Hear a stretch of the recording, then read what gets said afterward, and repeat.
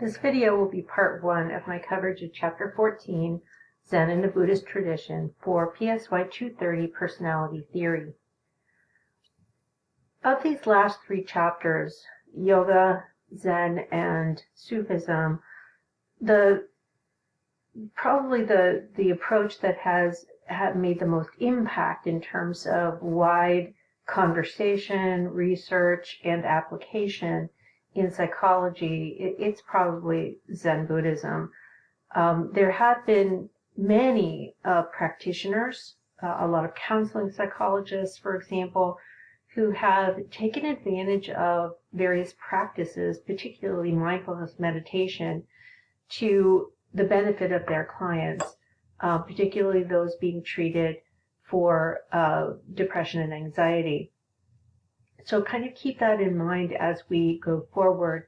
You may see elements of the Zen tradition that resonate pretty well with your life, and other things that will be brand new, because for most Americans, our exposure to Buddhism and to Zen ideas within Buddhism is largely through, in much the same way that our exposure to yoga is through exercise practice. With Zen and Buddhism, our experiences are often largely in the form of very surface level mindfulness practices.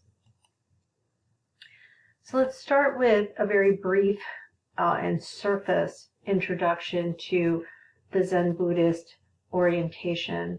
In Zen Buddhism, the major focus of attention is on developing an understanding, a personal relationship with truth.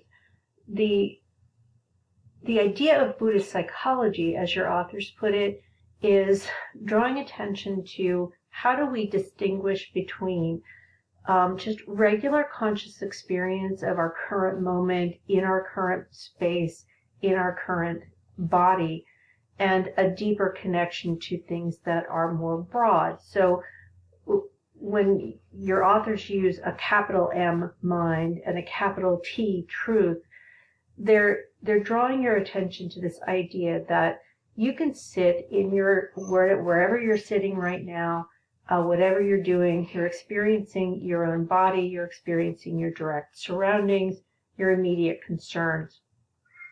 The idea, however, in Zen Buddhism is that there is something larger than that, something more integrated, more whole than that. And part of the practice of Buddhist psychology is this idea that we can learn to draw a distinction between just regular consciousness and deeper consciousness.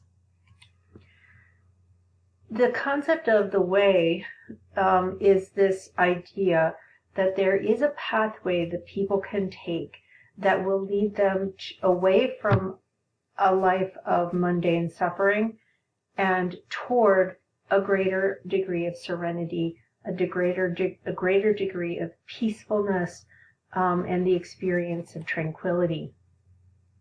It is assumed that the ordinary conscious mind is based in the ego.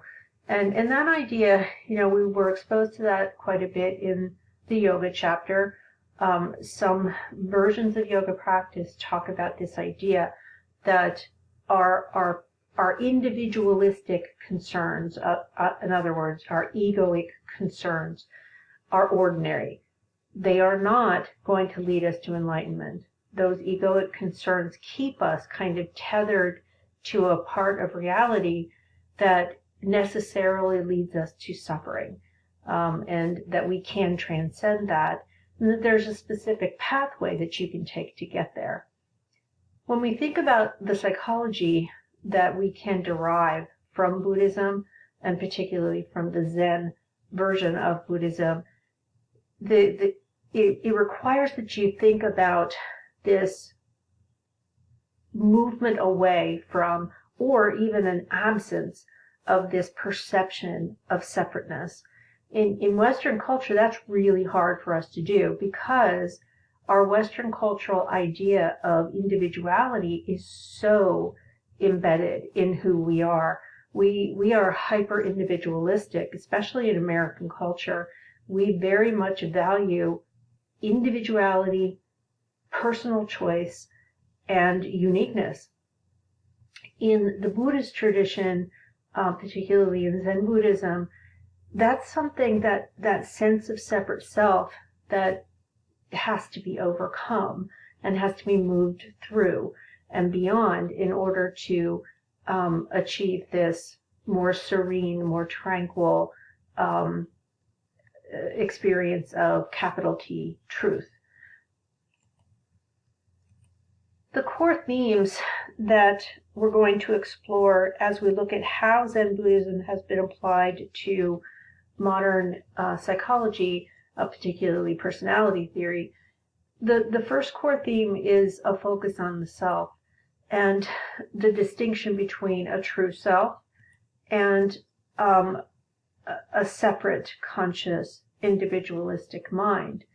So the true self is seen as a deeper inner consciousness that is united with broader, kind of timeless experience of the universe. This always reminds me of how Carl Jung talked about the collective unconscious. And in fact, Jung was influenced by Buddhist ideas and other Western or Eastern traditions as he was thinking about this idea of the collective unconscious. He believed, and this is consistent with the Buddhist tradition, that if we are individuating, we will eventually have the capacity to tap into these universals, these deep structure universals. Now, where a Buddhist tradition differs from Jung is that he believes that you can maintain your sense of separate, individuated mind while simultaneously tapping into those universal truths. That is not what's assumed in Buddhism. So what's assumed in Buddhism is that the key source of our suffering is this fact that we confuse who we really are with these aspects of our ego, or what they refer to as personas. This leads to what's called Maya, or contradictory desires. So we become unhappy because we are over-identified with an image we've constructed of who we are that doesn't reflect our true nature. The goal, therefore, is to first identify the fact that you are over-identifying with your ego, that you've constructed a vision of who you are that's tethered to the present moment. Recognizing that and seeing through that illusion helps you to avoid confusing yourself with the path that you're currently on. So think about all the roles that you play in your life. Maybe you're a daughter or a son, or a brother or sister. Those are familial roles that you play. Perhaps you're an employee, or a boss for that matter. Maybe you're a partner in a relationship. Those are social roles. Maybe you're a teammate. All of those are social roles. When we over-identify with those roles that we play, and we place too much significance and importance on our successes and failures within those roles, what can happen is that we become trapped by those expectations, and that distracts us from what we could be. So when we're trapped in these experiences of persona, what happens is we are distracted from what our potential is, and that makes us exist in a place of suffering. One of the things that really attracts a lot of people to Zen Buddhism is that it is kind of profoundly practical. There's a specific path that has steps, that has guidelines that are not that challenging to follow, or at least to understand at a surface level. And that path is presented to people as a way that will lead to enlightenment, that will lead you to a deeper understanding of experience. So it's a practical process that can, when followed, can lead to transformation. The type of transformation and the type of practical process really depends on experience, meaning you have to do. You can't just study. You have to do. You have to experience things. There's an assumption that you teach and you learn. You engage in the discipline. And when you're being taught, or if you're in the teaching role, you're engaged in learning to become, if you're the student, learning to become more mature, more responsible, more complete. When you're in the teaching role, you're helping others to grow, to become more responsible for their own experiences, for their own emotions, and to become more fully who they are intended to be. And that's considered to be good Buddhism. Now, the next set of concepts, and you'll draw some connections here and also kind of explore some contrasts with yoga, where we had the three aspects as well. So now we're going to look at it from the Buddhist perspective.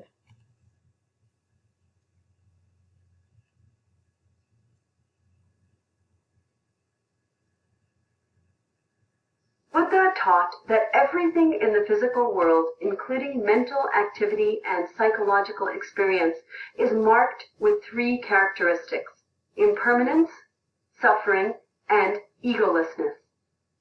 Thorough examination and awareness of these marks helps us abandon the grasping and clinging that bind us. Suffering, dukkha. The Pali word dukkha is most often translated as suffering, but it also means unsatisfactory or imperfect.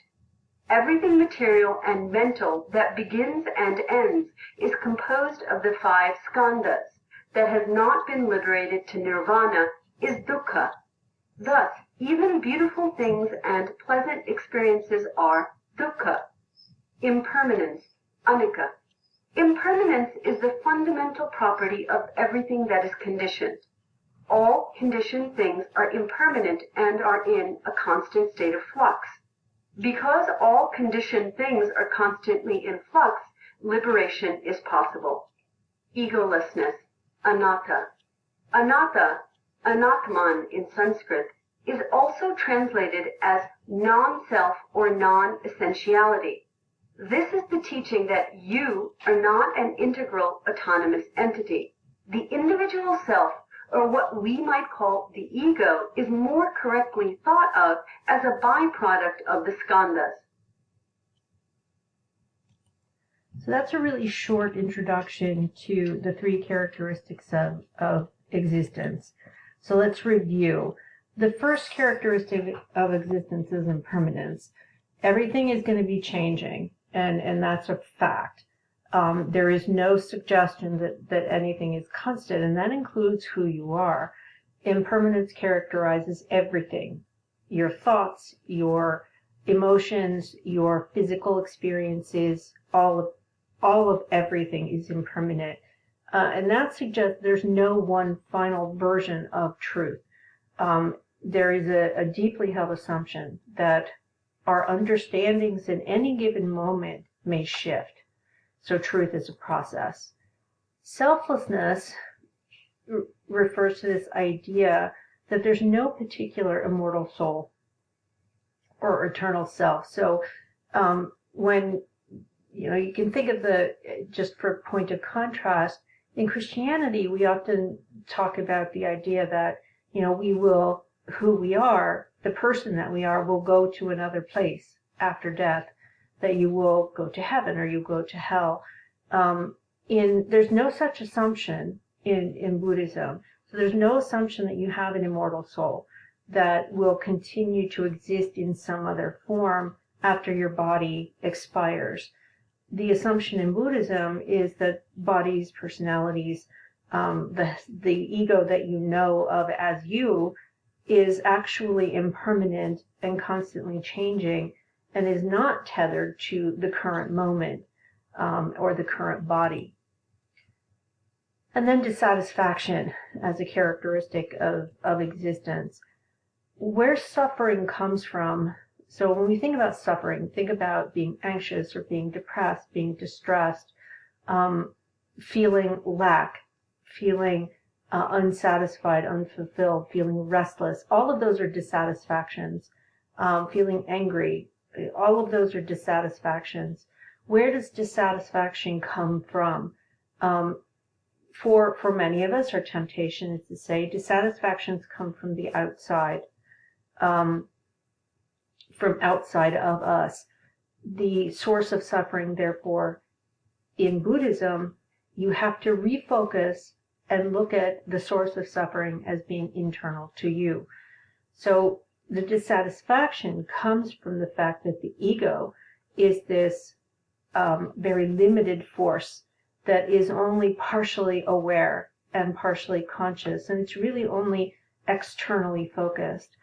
And as a result, it's going to look for the things that may be likely candidates for causing us to feel these negative feelings. The truth of the matter, though, is that the feelings, the dissatisfaction being reflected and projected outward, that's a mistake. That's an error. The real source of the dissatisfaction is inside that limited ego. Now, the next concept for us to explore is the concept of the Four Noble Truths, and also the Eightfold Path. But we'll start with the Four Noble Truths, which the Eightfold Path is a part of.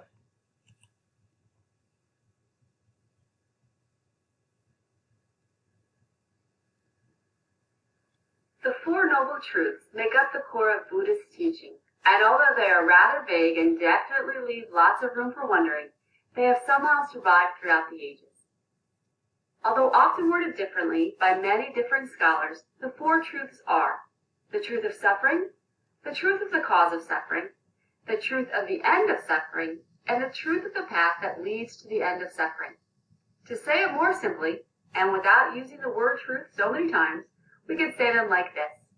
Suffering happens, it has a cause, it has an end, and there is a way to bring about its end. Although the actual origins of these truths are rather hazy, Buddhists believe they were conceived by their founder Tathagata, known more commonly as Buddha. Legend says he came up with these truths after witnessing four things: the suffering of an elderly man, the suffering of a sick man, the body of a dead man, and the actions of an ascetic or a monk. Upon witnessing the sad existence, or non-existence when it comes to the dead guy, of these men, Buddha was shocked by the suffering of mankind. With this, the roots of Buddhism began to take shape. Now, since I've already said the word suffering about a gazillion times, it'd be easy to see Buddhism as an extremely depressing worldview. However, the followers of Buddhism would probably rather call it a realistic worldview. Yes, they place lots of emphasis on suffering, but they don't deny the presence of pleasure and happiness. They're more so saying pleasure and happiness are fleeting, and that the pursuit of them will only lead to an unappeasable craving for more. In time, this craving will just lead to suffering. With this, let's take a look at each truth, keeping in mind that they're kind of a practical guide to acknowledging and dealing with this unavoidable suffering. As I said before, the first noble truth is the truth of suffering. To put it simply, suffering happens. It's unavoidable and it hits everyone.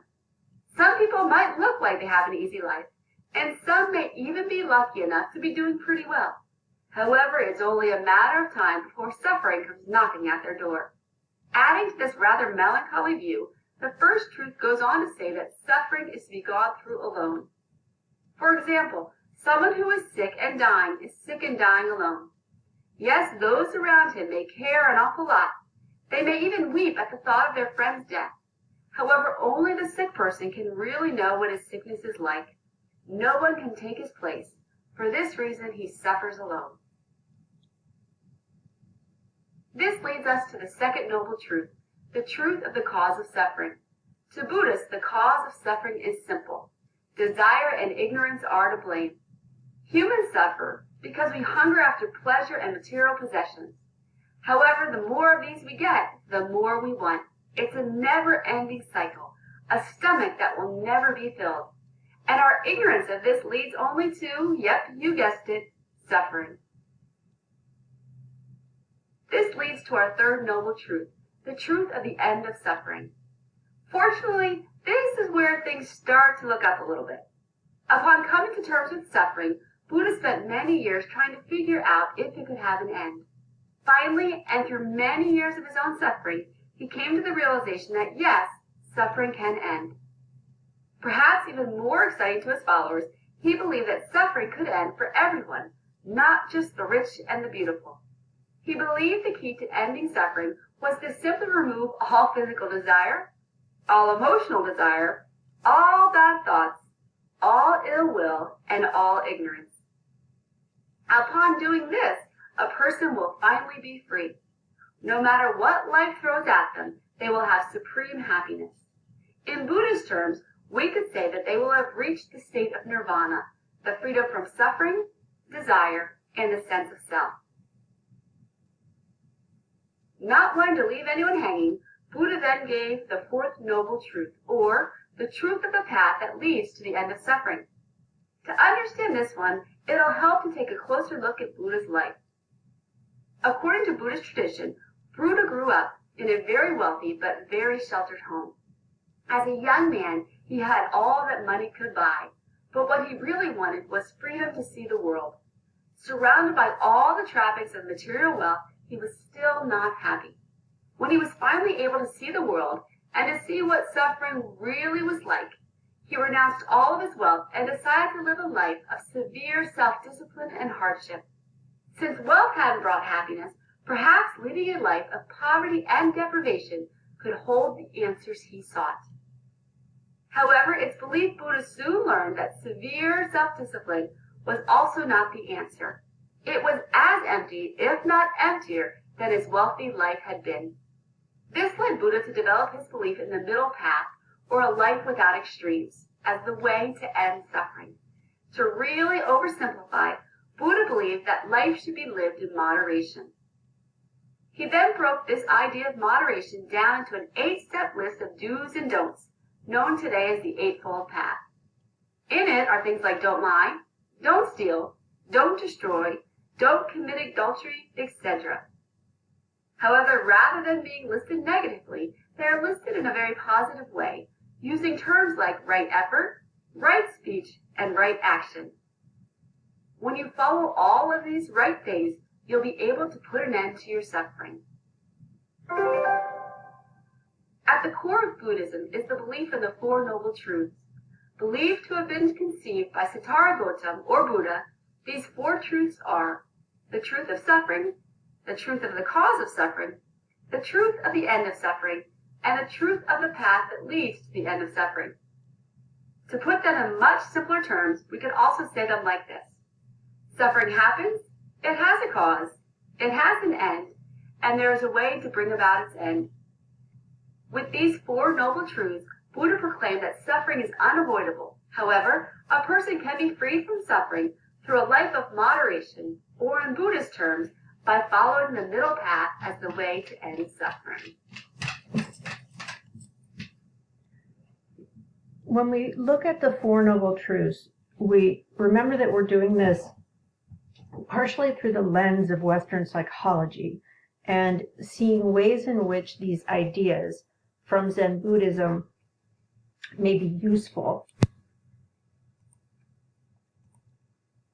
So we start with the idea that the human situation is believed to involve the necessary experience of dissatisfaction, of frustration, of suffering.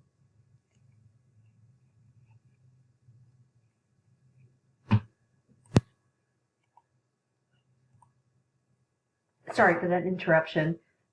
What is the cause of suffering? Since suffering happens, as was said in the video, it has a cause, so what is the cause?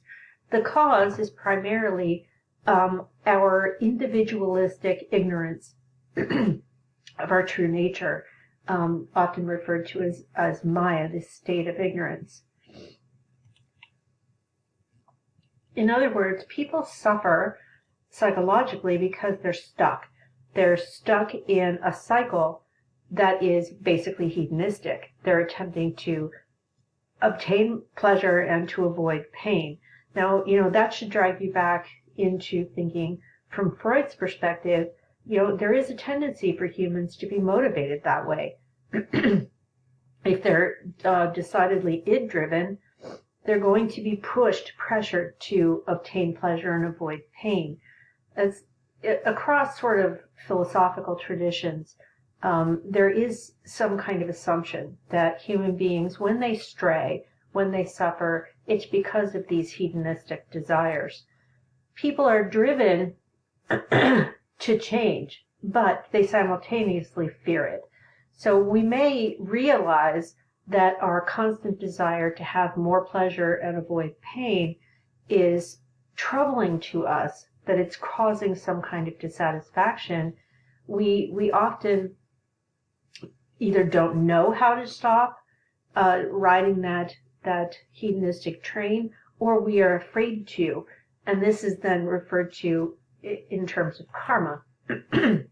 The third truth is that there's a way to stop the suffering. You can, if you choose, live in such a way that your suffering will be diminished. And while the instructions here are straightforward, they're not necessarily easy. And in some ways, it's hard for like a modern Western individual to look at them and go, yeah, no, I don't want to do those things. But, kind of think about the logic and what is being proposed. Essentially, the Buddhist tradition is saying you need to reframe your thinking about what is necessary and what kind of emotional consequences come as a result of a constant desire to move toward pleasure and away from pain. So the third truth is this idea that the way out of a life of constant suffering is to eliminate the sense that we are craving things. So the idea here, so if you think about where does suffering come from, it doesn't come from the outside, but we perceive that our suffering comes from the outside. So we seek all these things like security and money and the most beautiful partner or whatever, thinking that it's going to help us avoid pain. And then even if we achieve those things, we still feel dissatisfied. We still feel the lack. When we feel that dissatisfaction, we still feel stuck because we don't know any other way to live and are fearful of the opposite. Leaving the train it means also in some people's minds that they're expected to leave their relationships and leave the people and the lifestyle that they've been living. So what is recommended is a reframing, a real strong cognitive reframing of why you feel dissatisfied and why you are craving these things. By recognizing those, we can basically eliminate that sense of dissatisfaction by reframing it.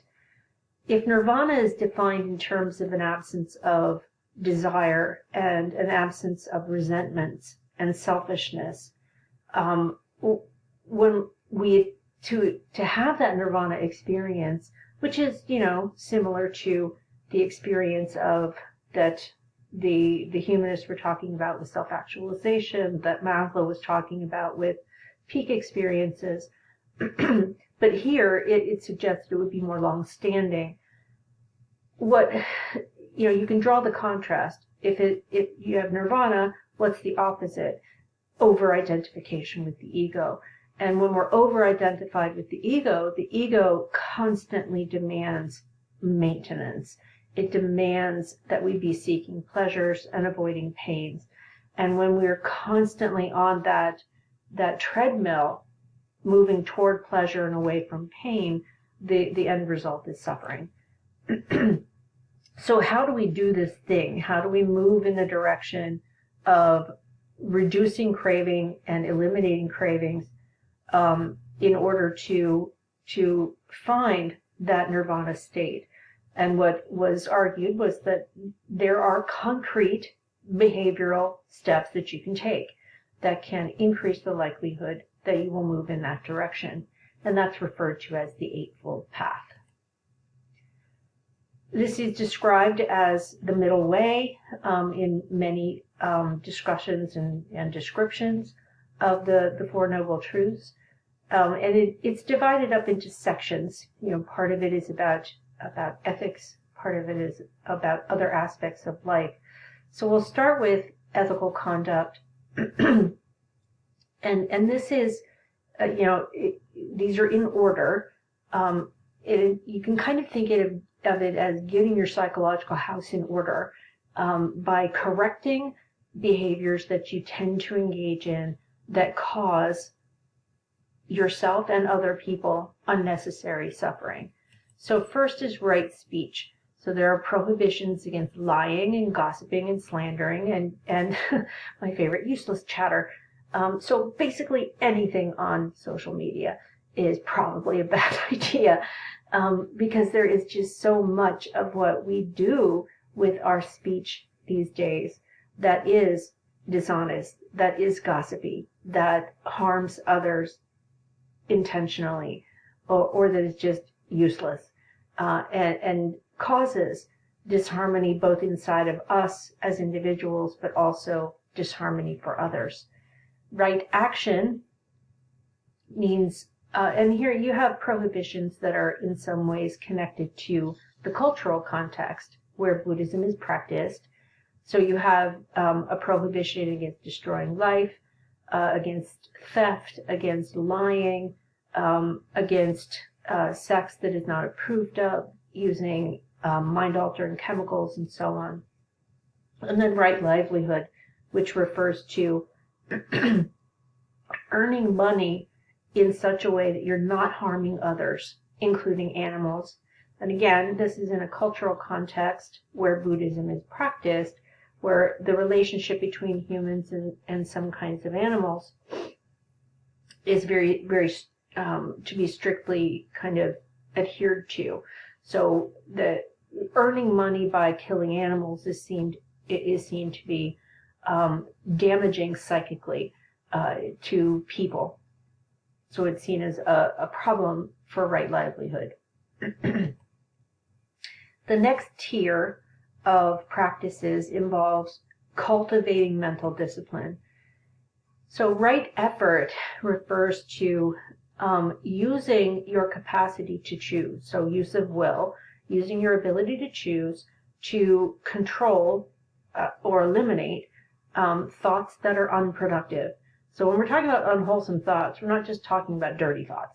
It's thoughts that overemphasize ego identification, in addition to thoughts that are over-focused on literally unwholesome cravings, wanting things you really shouldn't want, for example.